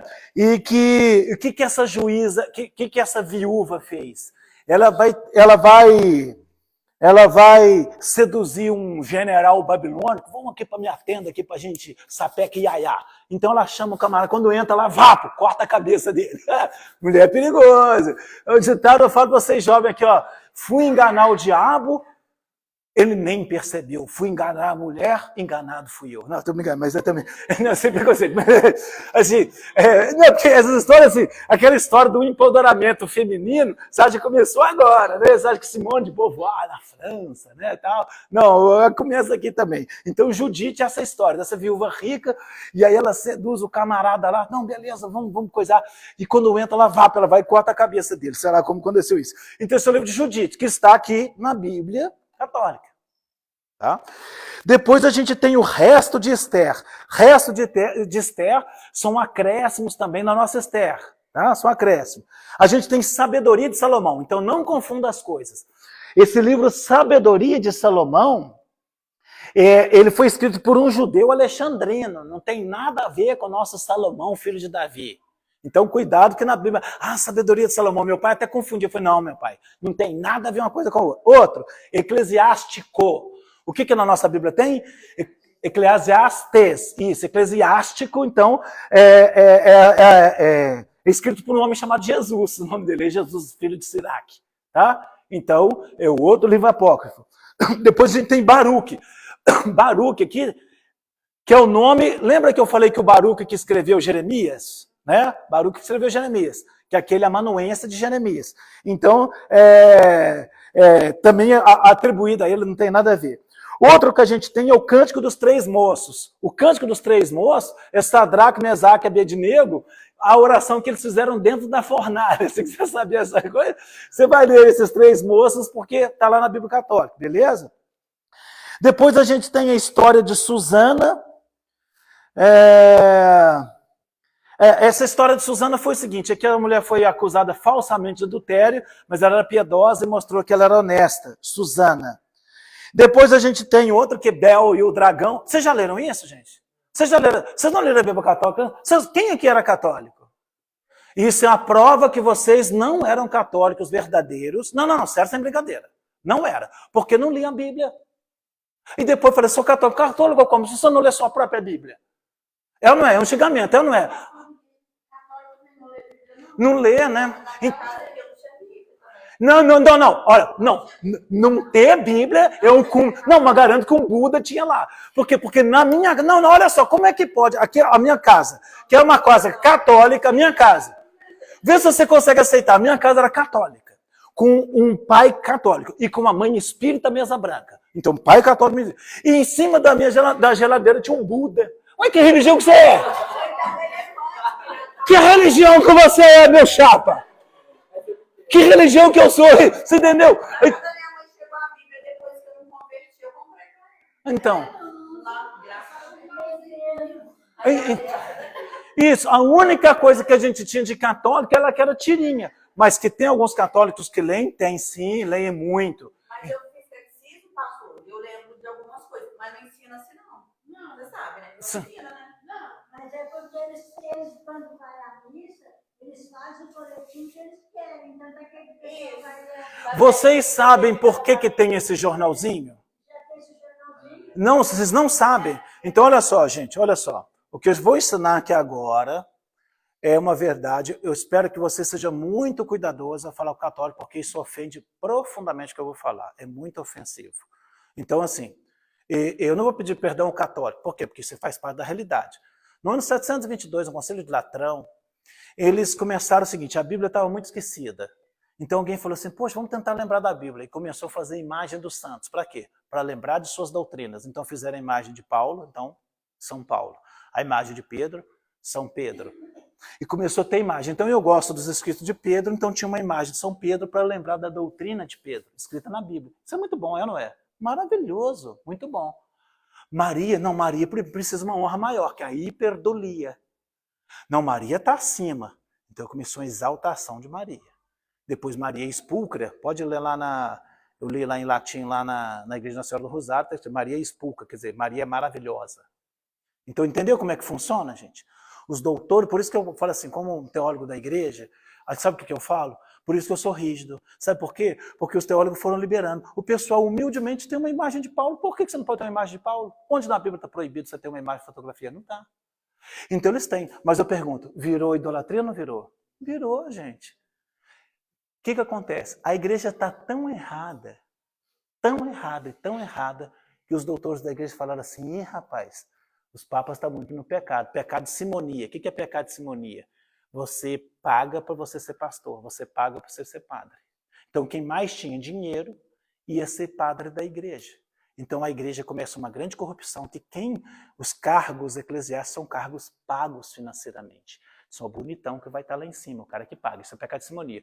Depois tem os pecados de homossexualidade, né, desde o tempo do mosteiro Bento XVI, Bento XVI não, né? De São Bento. Então começa a homossexualidade na igreja, então nós temos pecado de homossexualidade, nós temos pecado de imoralidade, nós temos pecado de simonia. A igreja está tão errada, que eles falaram assim, nossa gente, o povo não pode ter Bíblia não, porque vai ver aqui que o padre não pode ser homossexual, a imoralidade não pode, não tem filho do padre para todo mundo é lado. O padre não pode proibir casamento, e a igreja vai proibindo as coisas. Aí eu estou emendando muitas coisas. Aí o que acontece? Então faz o seguinte, dá um trechinho da Bíblia para eles. Nesse momento surgiu o jornalzinho da igreja. Então a igreja tem um jornalzinho e lê apenas aquilo que eles querem que o católico saiba. Então o católico não tem Bíblia, a ponto que um padre diz o seguinte, que você tinha que ler a Bíblia assim, não riam, senão o diabo vê. Eu estou lendo aqui para o diabo não ver. Eu sei, não tem gente que não ri, mas tipo assim, mas o que eu quero dizer a você é que, tipo assim, entende o que eu estou falando? O que é ignorância? Vai? Então, gente, é muito importante a gente estudar essa lição da história. Eu te explico por que ler a Bíblia de costa. E muito bem. A Bíblia, então, foi lida de costa e em latim, com uma roupa dourada. Tem essas roupas aqui. Se alguém quiser ver, vai lá no museu para vocês verem essa roupa. Então, celebrado por causa da santidade. Você tem que respeitar, literalmente, você tem que respeitar a santidade, irmão. Então, era lida de costa, né? Porque, como reverência ao Santíssimo. Por que a igreja tinha ouro? Quem sabe? Por que o ouro na igreja católica? Para mostrar a glória de Deus. Então, a glória de Deus é mostrada através que a igreja tem que ser cheia de ouro para mostrar que Deus é um Deus de glória. Não é exatamente o mesmo espírito da teologia da prosperidade? Porque a igreja tem que ser do bom melhor, da igreja tudo é o melhor. Não, mas a igreja tem que ser o melhor na qualidade espiritual. Sobre essas outras coisas, você precisa de luxo? Fala para mim, a igreja precisa de luxo? Não. A gente precisa de luxo para viver? Não. Você precisa de conforto. Uma cadeira que suporte uma pessoa gorda. A pessoa fica sem graça. Até já aconteceu do caso do Doce ou outras pessoas, eu mesmo, é comigo. Né? Tá ali sentado numa cadeira que ela abre aquelas pernas, aquela cadeira branca, quebra aquilo, você fica extremamente sem graça que quebrou a cadeira com você. Então a igreja tem a obrigação de comprar uma cadeira, igual essas cadeiras aí, de 150 quilos. Eu acho que ninguém é mais gordo que isso. Mas se a gente tivesse uma pessoa que é muito gorda, eu compraria uma cadeira especial para a pessoa ou para outros. Lógico, é ou não é? A gente com todo o amor e respeito às pessoas. É ou não é, gente? Tipo assim, você tem uma rampa para um cadeirante. Então eu vejo assim, que a igreja deve ter conforto, deve ter um conforto, uma água para você beber, um banheiro decente, todas essas coisas a gente tem que ajeitar. Né? Até nas nossas próprias casas, que você tem seus confortos. Não acho um pecado.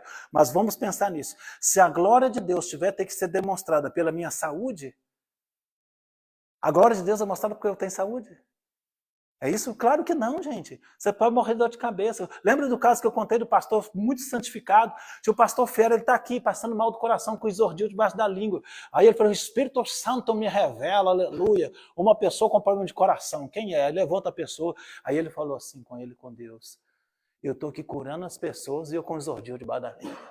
Aí o Espírito Santo falou assim, quem cura sou eu ou é você? Aí, na hora, ele estou falando com uma pessoa santa, ele falou assim, gente, olha que eu sou um doente e Deus está me usando para curar as pessoas. Sabe por quê? Porque é Ele que cura quem Ele quiser. Se Ele quiser que eu permaneça doente, eu vou ficar. Isso é evangelho da verdade. Entendeu, gente? Por que uns Deus cura e outros não? Você sabe explicar? Porque eu não sei explicar também, não sei, é porque ele tem um propósito. Não é que a pessoa não tem, a pessoa tem falta de fé, não, gente. Alguns, nós temos dor de cabeça, não tem. A gente tem uma dorzinha aqui, não tem. A gente passa por uma cirurgia. Então, alguns de nós aqui passaram por cirurgia, outros Deus falou assim, não precisa operar, que você foi curado. Outros, você tem que tomar remédio a vida inteira. Você pode entender isso? Eu não entendo 100%. Eu não entendo. Por que Deus curou todo mundo? Jesus curou todo mundo quando veio. Aí vem a teologia dizendo assim, não, você não é dizimista, você não é ofertante, ou você não tem fé. E se a pessoa for dizimista, for ofertante e tiver fé, e ainda assim não for curado? Como que você explica para a pessoa? Entendeu? Você amarra a pessoa, fala assim, não, problema de dízimo não tem, pastor. E eu também não estou sendo infiel em nada, estou buscando o Senhor, embora seja pecador, estou buscando. Então, quer dizer, não é coisas que Deus nos deixa ter, você tem uma doença, você passar por um médico. Bom, então isso está maravilhoso. Aí a gente vem em 1 Macabeus. Tem o primeiro livro de Macabeus, o segundo de Macabeus, eu até anotei aqui, tinha um verso, eu não me lembro mais. Quando Judas Macabeu morreu, o que eles fizeram? Eles fizeram uma coleta em sufrágio de sua alma, em devoção de sua alma. Está vendo? Então o católico, ele vai rezar por morte. Olha a doutrina do purgatório nascendo aí. Tá vendo? Toma cuidado, porque se você vai discutir doutrina do purgatório, o cara te pega um Macabeus e te taca na sua cara e fala assim, aqui, ó, eles rezaram pela alma de Judas. Entende? Por quê? Porque a Bíblia Sagrada é um todo que ela nunca se contraria em nada. Mas eles rezaram pela alma. Então, se eles rezam por alma, que é alguém que já morreu, você vai orar para poder salvar essas pessoas. E fora que eu não vou arrumar encrenca com você, porque se eu citar 1 Coríntios, capítulo 15, versículo 29, você vai endoidar. Nem veja lá no olho, não. Mas não, que você vai desviar. Então, na nossa Bíblia, 1 Coríntios 15, 29, se você ler lá, o cara se batiza pelos mortos. Mormons. Se batizar pelos mortos. Para quê? Poder salvar aquela pessoa. Então, gente, é extremamente complicado. Então, eu preguei hoje de manhã, né? No devocional. A gente não sabe de nada. Então, só um minutinho, tá, José? Então, o que acontece, gente?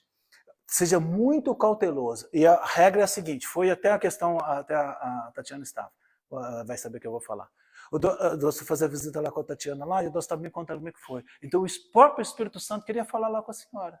E o Doce é uma pessoa assim, ela não gosta de contrariar ninguém. O Doce é uma pessoa que não grita. O Doce é uma pessoa assim, ela morre de vergonha, ela é extremamente polida, ela é humilde com as pessoas, ela não gosta de repreender ninguém. A não ser eu. Eu é meio escurraça, meio escunhama. Mas assim, os outros da rua, você entendeu? Aí não foi, Tatiana? Então ela falou que houve um mover muito grande.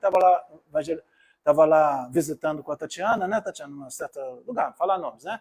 Estava lá, então ela falou que o poder do Espírito Santo chegou para poder falar com a pessoa até muito culta, a pessoa inteligente, o Doce morre de medo de falar, o Doce morre de medo. Mas ela sentiu o Espírito Santo dentro dela falando as coisas, aí ela via que não era ela. Então, irmãos, toma muito cuidado.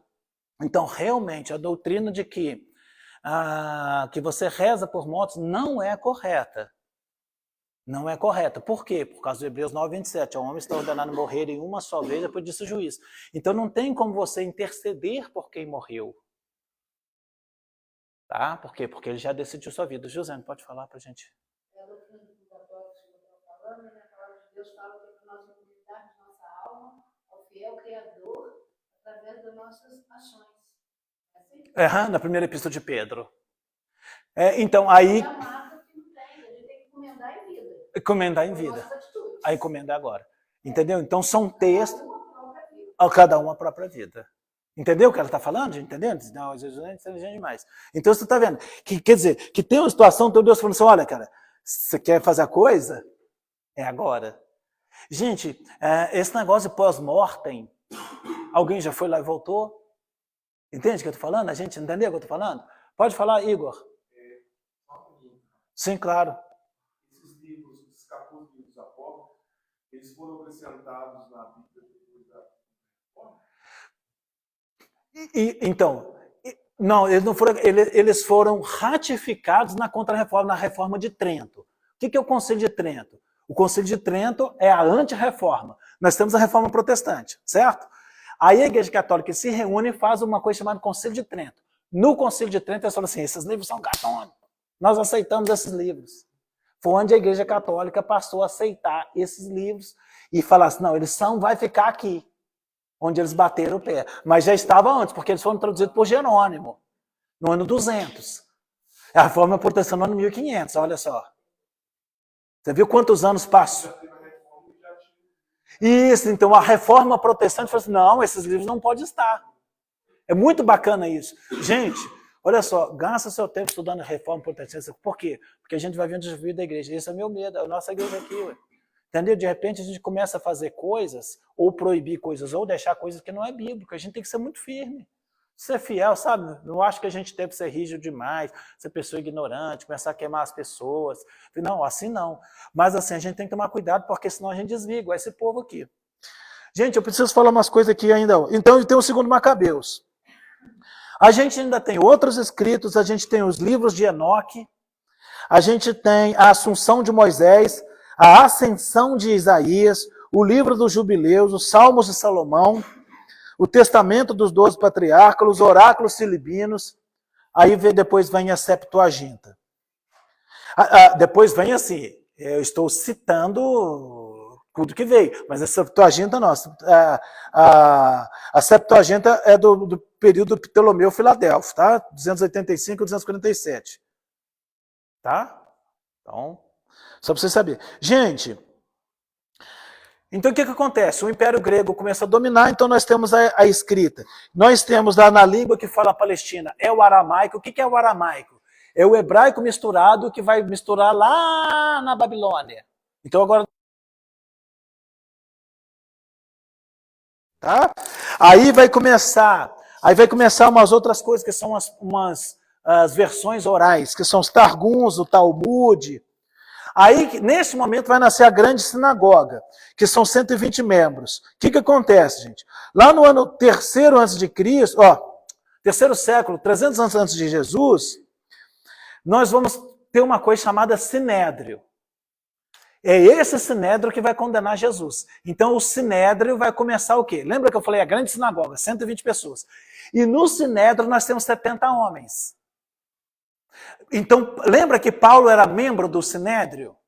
E para ser membro do Sinédrio você precisava ser casado? Por isso que Paulo ou era divorciado ou era viúvo. Paulo era sozinho? Sim, ele era sozinho, porque ele disse que estava sozinho. Mas ele era separado? Parece que pode ser que ele seja. Ou ele era viúvo. Isso é um ponto interessante, tá? Então o apóstolo Paulo era membro do Sinédrio. Então, para ser membro do Sinédrio casado, então nós temos o Nicodemos, nós temos que era membro do Sinédrio. Tá? Aí a gente tem as sinagogas, então as sinagogas nascem depois do cativeiro. E nós temos uma coisa chamada dispersão, gente. Dispersão. O que é dispersão? Deixa eu explicar aqui. Dispersão é o judeu estava lá na Judéia, estava lá em Jerusalém, tá? Estava em Benjamim, beleza. Essa turma do ano 586, que Nabucodonosor pegou, agora eles estão espalhados pelo mundo. Esse espalhado mundo dos judeus chama-se dispersão. Isso está na Bíblia do Novo Testamento, quer ver? Hein? Atos cita, mas sabe quem que cita? Em Atos cita, mas sabe quem cita? Abre aí em Tiago 1. O Pedro, quer ver? Eu vou achar aqui, vai ser melhor. Lembra? Não, eu vou achar aqui, também não tem problema, eu acho de outra maneira. Abre o Tiago 1, então.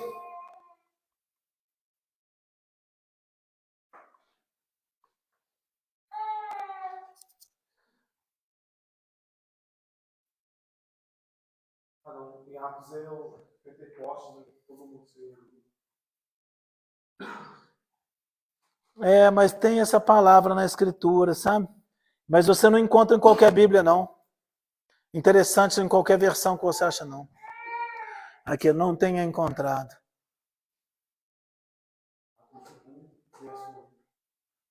Lê aí. Eu, Tiago, servo de Deus e do Senhor Jesus Cristo, envio saudações a todo o povo de Deus espalhado pelo mundo. Lá, tá vendo? Aí quando ele fala desse povo espalhado, em alguma Bíblia vai estar dispersão, o povo da dispersão. Boa lembrança, Igor. Tá bom. Deixa eu ver se eu consigo achar uma outra. Acharam aí, o que Tiago fala aí, não tem não?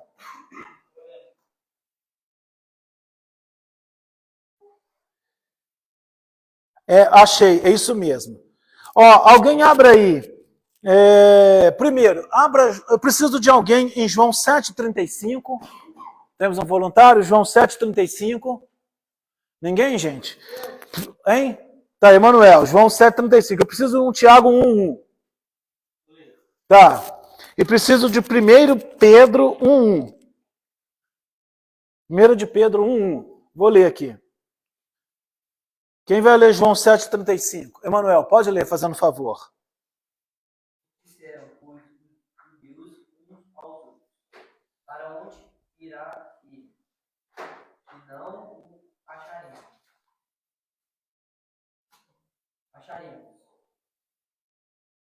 Irá, porventura, a dispersão entre os gregos e ensinaram os gregos. Então ele está dizendo, porventura, onde que Jesus vai? Ele vai entre o povo da dispersão? Está vendo? Perguntando. Agora Tiago 1,1.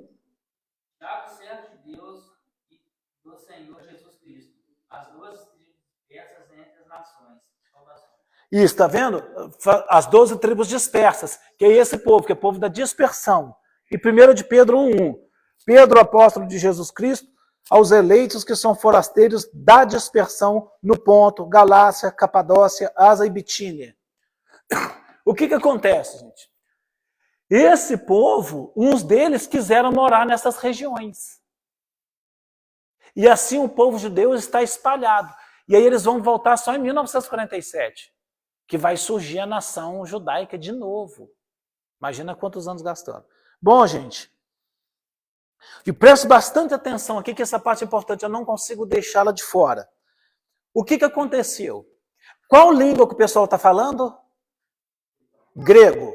Estão na época da língua grega. Aí o que acontece? Língua é cultura. Eles estão enfiando, por assim dizer, a cultura na cabeça do judeu. Que cultura? Dessa mitologia grega, dessas da homossexualidade de Sócrates, 465, tal, antes de Cristo. Então eles estão, o mundo helênico, o mundo grego está dominando o mundo. Os judeus estão aceitando isso. Estão aceitando essa cultura maligna. Surgem alguns homens e falam assim, nós não aceitamos, não, nós somos puros, nós vamos voltar à lei de Moisés e vamos servir o Senhor em espírito e verdade e ser fiel e vamos fundar uma igreja. Qual é o nome dessa igreja? Fariseu. Aqui começa os fariseus. Então os fariseus começam absolutamente piedosos, perfeitos. Os fariseus é um grupo de pessoas extremamente dedicada, hebreu de hebreus, que querem ser santos. Então aqui começou os fariseus, 300 anos antes de Cristo. Então os fariseus, gente, é alguém que se separa e fala, não aceitamos cultura. Por isso eles estão rígidos. A Bíblia diz que eles dão dízimo, eles jejuam 2 vezes por semana, dão dízimo do endro, cominho. Se eles vão plantar uma cebolinha, tem 10 pezinhos, tira um pezinho, entrega de dízimo. São extremamente devotos. O que aconteceu com os fariseus? Já no tempo de Cristo, eles pensam assim, nós somos melhores que os outros. Nós temos mais Bíblia que os outros. E eles vão cair na autojustificação. Então nós conhecemos o fariseu hoje como algo negativo, mas não começou como algo negativo. Tanto é que Paulo era fariseu. Então os fariseus começaram. Outra coisa que começou aí também, nesse tempo, já são os saduceus. Quem são os saduceus, gente? Saduceus é um grupo de ricaços que vão ser sacerdotes, eles não são muito crentes, não. Eles não são crentes, não. Eles gostam desse negócio de cultura grega, fala que não existe ressurreição, não existe anjo, não tem nada desse negócio de mundo espiritual. O mundo é aqui. Quando acabou aqui, acabou tudo. E esses são os saduceus, que são os diretores de Israel no tempo de Jesus. Quem manda em Israel? Os saduceus. Uns poucos fariseus tinham. Então nós temos um lado, um fariseu extremamente devoto, acredita em anjo, acredita em ressurreição, em poder de Deus, em profetas. Vem os saduceus, não. Os saduceus são ricaços, intelectuais, pessoas extremamente poderosas, extremamente materialistas. Eles defendem o judaísmo assim como algo histórico e está lá, não aceitam nada. Os saduceus não aceitam nada do outro mundo. É só para esse mundo. Esses são os saduceus. Outro grupo que tem aí, mas esse grupo é um pouco mais antigo, mas ele está no rolo junto com os fariseus e saduceus, tá? São os escribas. O que é escriba? O cara que escreve. Essas pessoas são pessoas que copiavam as partes da Bíblia. Quando eles copiavam a Bíblia para as sinagogas, essa função começou lá com Esdras, eles começam a escrever. Eles são quem? Os escribas. Eles são tão meticulosos na Bíblia, sabe tanto Bíblia, que eles são chamados de quê? Doutores da lei. Então nós temos a sinagoga, a grande sinagoga, o sinédrio, nós temos os fariseus, nós temos os saduceus. Pronto. Está preparado para Jesus vir. Chegamos em Mateus. Gostaram da viagem? Bom, né? Então agora Jesus vai nascer nesse contexto. Agora você está entendendo, olha, por isso que tinha os fariseus no tempo de Jesus, por isso que tinha a sinagoga, por isso que os sinedrinhos, por isso que tinha o sinédrio. Agora você entendeu. Nesse meio tempo é que o Senhor vai nascer. Tá, gente? Muito bem. Deixa eu ler aqui para você. O Antigo Testamento é a história de como Deus tratou a nação judaica com o fim de, por meio dela, trazer o Messias a todas as nações. Então, o Antigo Testamento é a história como Deus preparou o chão, preparou o palco para a entrada de Jesus. Agora está no tempo de Jesus nascer. Esse tempo, então, é um tempo que o Império Romano está dominando. O Império Romano colocou esse Herodes. E esse Herodes o Grande, ele que construiu, ele que reformou o templo. Portanto, o terceiro templo que a gente fala que vem, esse templo, Michuruca lá, ele arrumou muito bem para ganhar. Que matou Mariana, que eu falei que matou com a criança, chutou a barriga da mãe, matou todo mundo, mata filho, mata todo mundo. Esse é chamado de Herodes o Grande, que é do tempo de Jesus. Gente, chegamos em Mateus. Vamos para Mateus agora? Até que enfim um pouquinho de Bíblia, né, pastor? Você vai ter Bíblia hoje? Ou só história, né? Mas eu preferi gastar esse tempo com a gente, ainda que seja meio enfadonho, cansa um pouco. Aí você fala, nossa, estou entendendo como Deus tem dominado a história. Tá? Aí que vai aparecer aí Vamos voltar lá em Mateus, então, e aí a gente vai comentando algumas passagens do Santo Evangelho que escreveu Mateus. Abre aí para nós aí, Mateus 9:9. Mateus 9:9. Pode. Saindo com Jesus um homem chamado Mateus, sentado na coletoria, e disse-lhe, segue-me. E ele se levantou e seguiu. Então você vê que ele está registrado, né? E Papias, que era um discípulo de João, falou que realmente esse livro foi escrito pelo Mateus Levi. Vê se tem o nome Levi aí. Eu preciso de alguém abrir Marcos 2, 14 a 17. Quem pode fazer isso?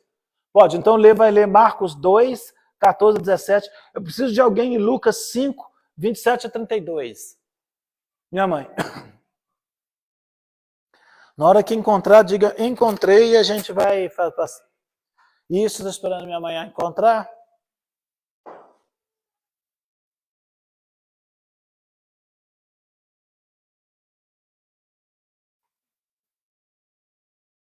Achou? Pode ler para a gente. E chegada a tarde, foi com os 2, 14 a 17. Não é Marcos 14? Não, é Marcos capítulo 2, versículos 14 a 17. Deu a coincidência de estar os 12 aí, e na lista dos 12, sempre não é interessante, porque toda vez que tem essa lista, o Mateus está. 2 ao 17. Não, capítulo 2, versículo 14 ao 17. E passando, viu Levi. Ah lá, tá vendo? O texto que o Giovanni leu, ele falou assim, estava Mateus na coletoria. Aí Marcos falou assim, estava Levi, porque ele não vai chamar Mateus de Mateus, porque Mateus é um nome romano. Ele vai usar o nome hebraico dele. Ele fala assim, e Marcos vai chamar ele de Levi. Entendeu? Pode ler. Passando, viu Levi, filho de Alfeu, sentado na recebedoria e disse, segue, levantando-se, seguiu. E aconteceu que, estando sentado à mesa em casa deste, também estavam sentados à mesa com Jesus e seus discípulos, muitos publicanos e pecadores, porque eram muitos, e o tinham seguido. E os escribas e fariseus, vendo-o comer com os publicanos e pecadores, disseram aos seus discípulos, por que come e bebe ele com os publicanos e pecadores? Jesus, tendo ouvido isso, disse, os sãos não necessitam de médico, mas sim os que estão doentes. Eu não vim chamar os justos, mas sim os pecadores ao arrependimento. Olha que interessante. Deixa eu explicar o que aconteceu para vocês entenderem a lição profunda de humildade aqui. Você percebe que o Giovanni leu Mateus 9:9. Quem escreveu Mateus 9:9? Mateus. Mas quem escreveu Marcos 2, 14 a 17? Marcos. Lógico, tem uma lógica, né? Então, ele escreveu. O que ele está falando? Ele está falando assim, Mateus vai dar uma festa. Quem são os amigos do Mateus? Os ricaços. Rico tem amigo rico, minha chapa. E quem que está junto com Mateus? Publicanos. Tá, obrigado. Você não some aqui, né? Obrigado, Josiane. Então, o que acontece? Publicano, gente rica. E aqueles bonitos que eu falei quem? Os escribas e fariseus. Falaram assim, tá vendo aí, ó? Jesus está comendo com essa laia aí.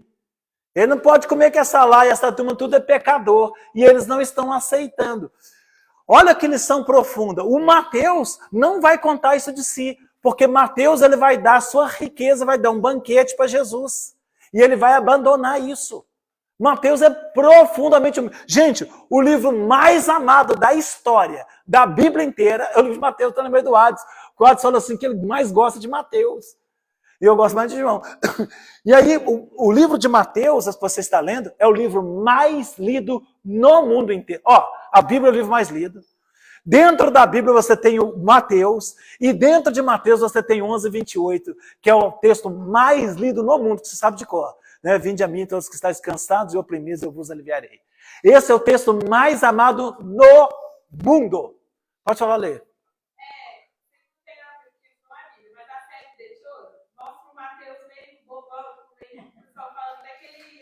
Não, ele é autista. A esposa do Dallas Jenkins, ela falou que eles colocaram ele como autista. O próprio Dallas Jenkins, que é o diretor, colocou ele como autista mesmo. Ele é autista mesmo. É igual o Cleito nosso. Não da Bíblia. Ah, com certeza absoluta que não, porque ele era um cara fantástico. Um cara com essa cultura dele aqui não poderia ser o que disseram, não. Então, o cara, o diretor do The Chosen, ele falou que eles propositalmente colocaram ele como autista. Não, então, porque é uma questão assim para poder dar alguma ênfase, alguma coisa que queriam, a birra dele com Pedro, por que eles tinham birra, entendeu? Então é uma questão mais teatral, né? Então é muito complicado. Como é que você faz um teatro, você acaba dando um personagem, alguma coisa a respeito daquela pessoa, tá? Alguém ia falar alguma coisa? Não, né? Na leitura do Novo Testamento, além de Mateus, todos os outros livros que aparece Levi, está falando de Mateus. Desse Levi, sim, porque o nome dele é Mateus Levi. Normalmente eles têm dois nomes. O nome, às vezes, romano, o nome hebraico. Pode ler agora Lucas 5, eu já não sei onde mais. É Lucas 5. Isso, Lucas 5, 27 a 32. Passadas estas coisas, saindo de um publicano chamado Levi, assentado na coletoria, e disse: Tá vendo? Então você está vendo que o Lucas vai chamar ele de Levi e o Marcos chamou ele de Levi, mas o próprio Mateus escreve ele Mateus. Por que Mateus escreveu Mateus? Porque Mateus é o cúmulo da humildade. Porque ele está mostrando assim, porque o povo odiava ele. Era muito fácil ele colocar Levi, então a gente tinha o Evangelho segundo Levi. Por quê? Porque é o nome hebraico dele. Mas ele coloca o nome romano assim, se humilhando. E Mateus é um nome absolutamente lindo. Sabe o que significa Mateus? Alguém sabe? Mateus é dom de Deus. É tipo João. O que João em hebraico é dade de Deus, Joana é dom de Deus. Que língua que eu estou falando? Em latim é dom de Deus. Esse versículo aqui é o mesmo, praticamente, que Mateus falou no 9:9. É a mesma coisa, porque é o chamado na coletoria. Então, assim a gente vai debulhando o Evangelho. Vamos para o capítulo 1, versículo 1 aí. Mateus, né, gente? Isso, Mateus 1. 1. Pode.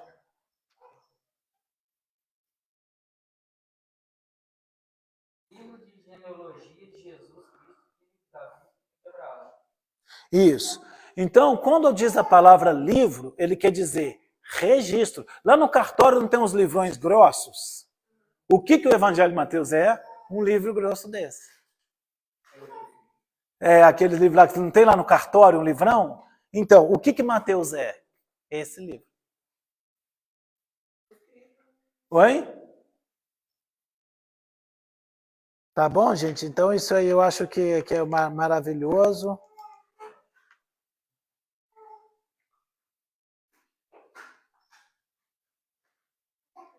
Muito bem. Livro da geração de Jesus Cristo. Porque ele vai contar, ele está contando de onde, como foi preparado na história o nascimento de Jesus. Então, o que Jesus é? Ele é filho de Abraão. Então, Jesus é o novo Abraão. Ele é a bênção de Abraão. O que ele é? O Davi. Quando diz a Bíblia assim que Davi vai governar, ele está falando de quem? De Jesus Cristo. Então nós temos o novo Abraão, nós temos o novo Davi, ele é da geração. Por que de Abraão, gente? Por que de Abraão? Hein? Porque Abraão é o pai da fé. Através de Abraão, Deus escolheu Abraão como formar uma família, e essa família é a família que vai salvar o mundo.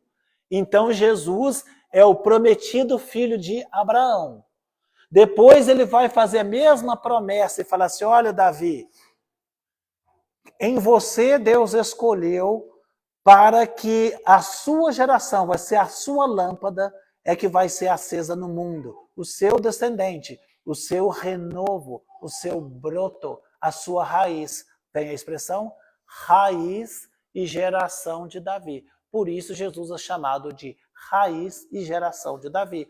Por quê? Porque a semente de Abraão. De Abraão nasceu, depois dos descendentes vai nascer Davi, que você que viu que Davi é filho lá de Ruth, né? Filho de Obed e tal. Jessé aí vai nascendo até nascer Davi. E aí a gente tem isso, o livro da geração de Jesus Cristo. Então, toda a história é contada. Gente, eu quero terminar aqui hoje, por poder não ficar tão pesado, né? Porque uma aula de história, ficar contando, é um pouco cansativo. Aí a gente vai, na semana que vem, se assim Deus permitir e quiser, nós vamos estudar o Evangelho de Mateus, aí a gente vai debulhando um pouco mais. Eu espero não me ater muito, e a gente vai pegando partes que a gente pensa ser mais relevantes, mas o que eu quero sair daqui com a seguinte convicção, que você entendeu que esse livro não é da vontade do homem. E que todas as coisas, tintim por tintim, estão muito bem organizadas. E que você viu que essas famílias, essas gerações, até chegar em Jesus Cristo, está muito bem pontuado. E está registrado. É o maior registro da história da humanidade. É o registro genealógico. É o mais profundo que tem. Não tem outro. Você acha que é coincidência? O único registro histórico do mundo secular. Quero orar com você. Deus e Pai, obrigado nessa noite, porque a gente pode ler um pouco da palavra de Deus, conhecer a história do Sinédrio, da sinagoga, da grande sinagoga, dos fariseus, dos saduceus, dos herodianos. Meu Pai, no nome de Jesus Cristo, eu te agradeço, e que cada um de nós possa ter o Salvador, possa ter o Jesus Cristo, o Messias ungido, o Hamashia ben Davi, o Messias Yeshua. Senhor, meu Pai, esse grande Deus, nossos corações, nos ajuda, nos dá força, nossas depressões, nossos desvios, nossas fraquezas. Abençoado seja cada servo de Deus que se dispôs essa noite para vir buscar a palavra de Deus, que a encontre, que receba cura, receba saúde, receba misericórdia. O Cristo vivo esteja com seus filhos, hoje e sempre. Amém, amém. Amém. Deus os abençoe, Cristo.